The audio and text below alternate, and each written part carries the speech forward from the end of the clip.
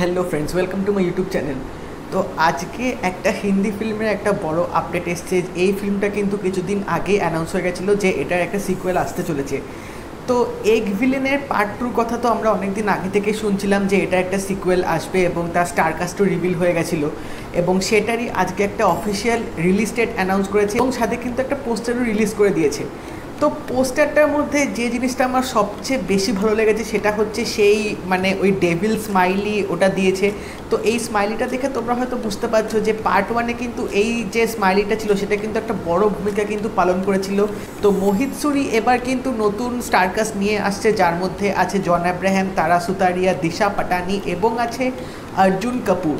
তো আমরা ফার্স্টে জানতাম যে আদিত্য রায় কাপুরের এই ফিল্মে হওয়ার কথা ছিল, বাট এখন তার জায়গায় অর্জুন কাপুরকে নিয়েছে। যদিও বা অর্জুন কাপুর আর মোহিত সুরি কিন্তু এর আগেও হাফ গার্লফ্রেন্ড করেছিল, যে ফিল্মটা অর্জুন কাপুরের ক্যারিয়ারে তখনকার টাইমে হিট হয়েছিল।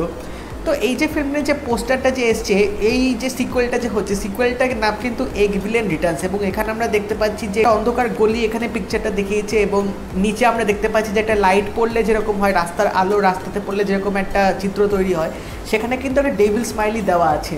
তো আশা করছি যে এখানেও হয়তো এই আবার সেই স্মাইলিটাই হয়তো একটা বড় ভূমিকা এখানে পালন করবে পার্ট 1টার মতন, এবং আমার মনে হয় খুব সম্ভবত জন আব্রাহাম হয়তো এখানে ভিলেন হতে পারে। তো সিদ্ধার্থ মালহোত্রা ওই ফিল্মটা যেরকম তিনি ইমোশনসগুলো পোর্ট্রে করেছিল, আমি জানি না এখানে অর্জুন কাপুর কীরকমভাবে সেই ইমোশনসগুলো পোর্ট্রে করবে, বাট যেহেতু মোহিত সুরি ডিরেক্টর, তো আশা করছি একটা ভালো কিছুই হবে।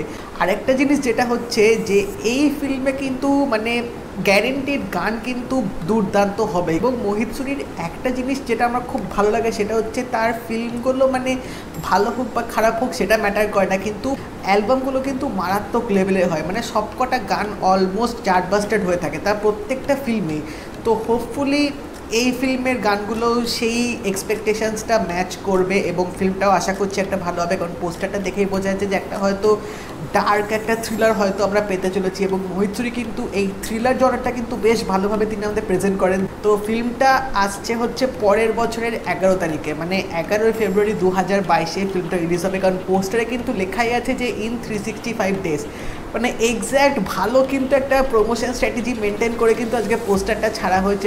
ঠিক 1 বছর পরে আজকের দিনে এই ফিল্মটা রিলিজ হবে, এবং ভ্যালেন্টাইন্স উইকে এই ফিল্মটা রিলিজ হচ্ছে। তো ফিল্মটা তো হিট হবে, সেটা নিয়ে কোনো সন্দেহ নেই। তোমরা যারা পোস্টারটা দেখে নিয়েছো আমাকে অবশ্যই জানিও তোমাদের কেমন লাগলো, আর এই ভিডিওটা ভালো লেগে থাকলে লাইক করে দিও, শেয়ার করে দিও, চ্যানেলটা কিন্তু সাবস্ক্রাইব করতে ভুলো না, আর নোটিফিকেশন বেলটা অবশ্যই অল করে দাও। আরও আপডেট রিভিউস এরকম অনেক তোমরা কিন্তু পেতে থাকবে। তাহলে দেখা হবে পরের ভিডিওতে, বাই।